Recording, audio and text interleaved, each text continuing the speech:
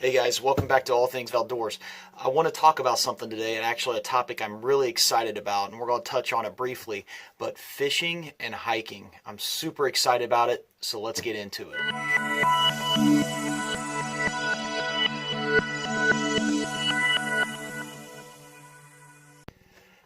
One of the best pieces of advice I got was from my father. So we were in a store, and I remember as a kid, I think it was in Bemidji, Minnesota at the time. We were looking at all the different fishing lures. You know, that was one of the traditions. We get up there, we go to Dairy Queen, we go to the fishing store. Good times. But we were looking at all the different lures, and as a kid, I was just intrigued. Oh, that looks amazing. That looks awesome. I guarantee that'll work. You know, just you get so excited. Well, my dad told me, he goes, I want you to remember one thing: lures catch more men than fish, which is absolutely true. So if you think about all the different things we want to pile on as a fisherman, we always want to try the latest gear and the newest techniques, which a lot of times do work for the right situations. But for hiking, we want versatility. I would love to be able to take my fishing bag with me on a hiking trip. But if I do that, where would I keep my hammock? And a one-piece 6-foot rod is not necessarily practical to work into the camping environment.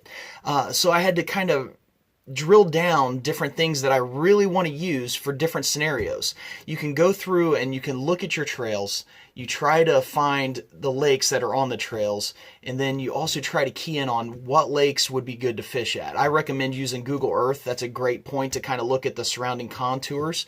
That helps, and you can look at maps. That helps, but you don't see the fallen trees that might be a good ambush point for the largemouth bass that's sitting underneath it, or you may not see all the weed beds that are just absolute mecca for those monster pikes. So what do we do for versatility in hiking? Well, my opinion is I'm going to show you the one bait that I never leave home without. The Yamamoto Senko. It's just a plastic worm, about 5 inches. They have them in different sizes as well. They have smaller and larger. Gary Yamamoto, he came up with this design, and actually he took a ballpoint pen to a lure company and said, I need my plastic worm to look like this. And it started out to be a jerk bait in the original design, but it ended up being more of a finesse bait. When you catch a fish, or you're fishing for an opportunity, that largemouth bass is going to hit for one of 3 reasons. It's either hungry, it's irritated, or it just sees a wounded fish or thinks it's injured, and that's in their DNA to then strike. On top of that, if you look at this worm, I mean, it kind of emulates all those different things with the techniques that I'm going to show you.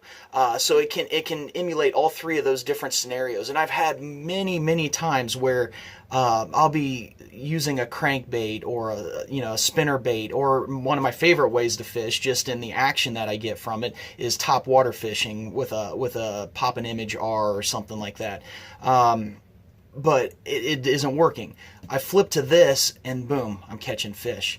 So how do I use this thing?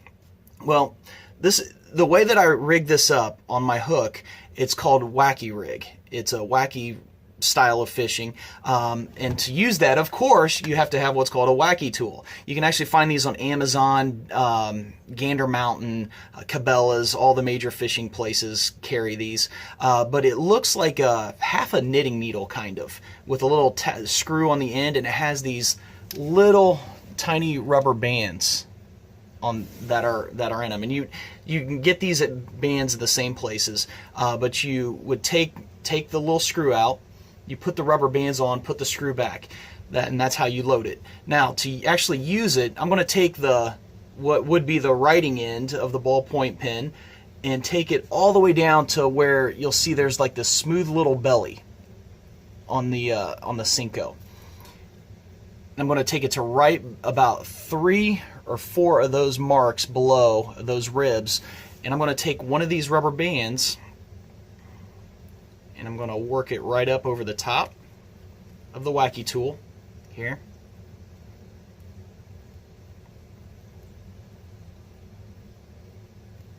Just like that. Now you'll see that band is on the Senko. Then I'm going to take my hook. And the hooks I like personally, I love the Gamakatsu hooks, just like a 1 or a 2/0 hook, just usually a short shank. You don't want a long or short shaft. You don't want a longer shaft on. You want the shorter shaft for this style of fishing.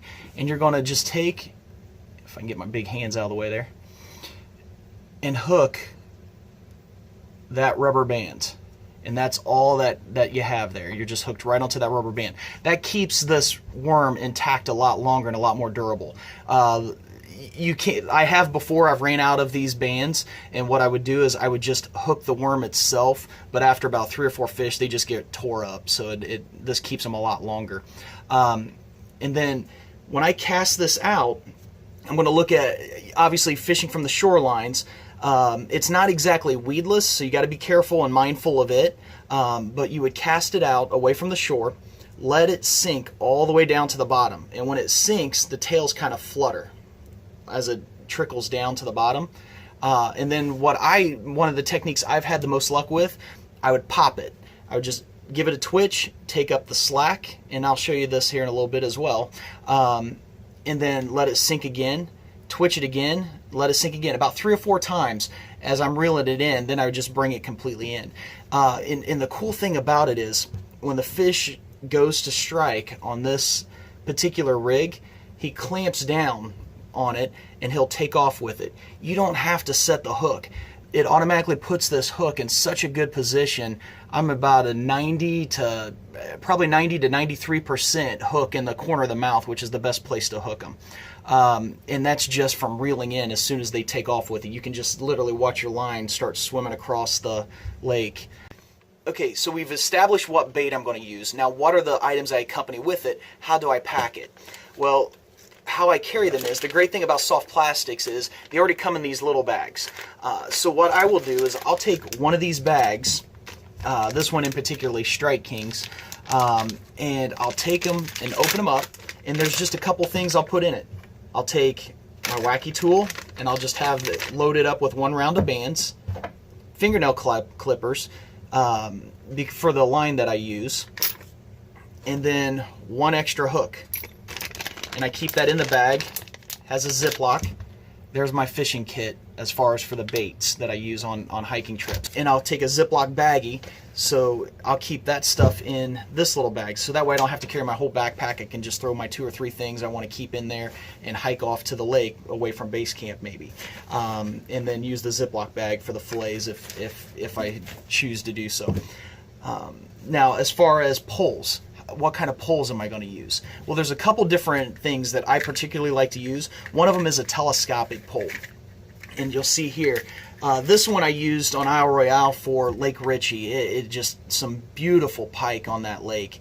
So I wanted something had a little more backbone to it, a little more heavy duty, you might say. But obviously, this is a 7.5 foot pole. I can't fit that in my backpack, so the cool thing, it's telescopic. It's all carbon fiber. It has like the ceramic eyelets, which help your lines a lot as you're casting. But this is one option.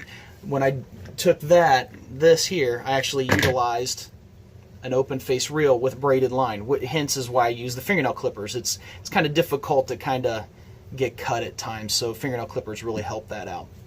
So this would have been my rod kit for that. On a lot of other trips I'll just find it's a dock pole.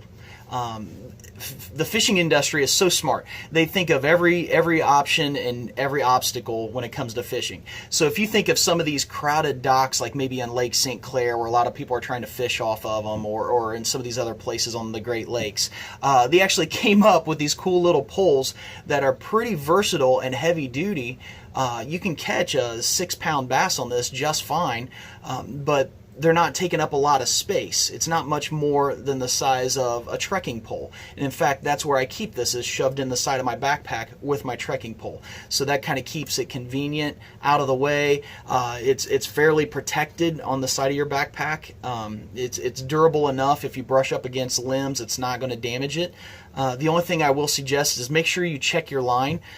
before you fish. You never know if you might snag the line on something, then you can automatically start right off the bat losing a lure or a hook or whatever. And just take your fingers and run it up the line. And if you feel some snags on it, if it feels pretty rough, just cut that line off, rerun your new line, and retie. So that's just a little tip. But those are the two different options I take. So let's take a look and see how we actually use the Wacky worm on the pond. I'm not expecting to catch a lot. It's about 46 degrees. It's a little out of season for this style of fishing. But I do want to show you a little bit about how I would cast off docks or offshore lines and looking where I'd cast. I'm basically looking for any types of shoreline that might have overhanging limbs, overhanging branches, and I'm going to want to try to get my lure up as close to that shoreline as possible. Avoiding weeds, avoiding the limbs altogether. That's the one thing you don't want to do, is get your line snagged up. But one of the techniques is just an underhanded flip. I grab the line, of course on an open face reel, and I have my rod like this, and I just give it a little toss. And it just lands right along that shoreline, avoiding the limbs. So I'm going to let it sink all the way to the bottom and take up the slack. You always want to keep your rod tip down, of course, so whenever you set your hook, you want to be able to bring it up. So if you have your rod tip all the way up, it makes it a little more difficult to set. So keep your rod tip low, just reel it in, and pop it. Just give it a little twitch right there, let it sink, take up your slack, and do the same thing. Pop it again.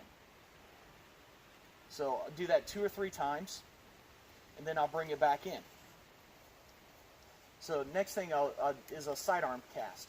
Again, just holding the line, flip the bail over, and I just throw over and let it sit. Then same thing, just a little pop, and take up the slack as you go.